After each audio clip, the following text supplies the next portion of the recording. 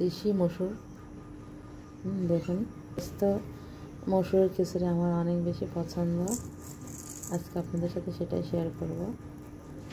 এখন আমি চাল আর এই মসুরটা খুব ভালো করে ধুয়ে নিব।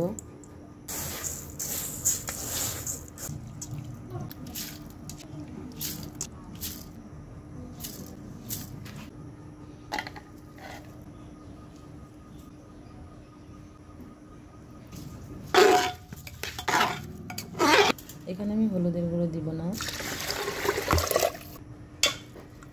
আস্ত মসুরের খিচুড়িতে আমি হলুদের গুঁড়ো ব্যবহার করি না।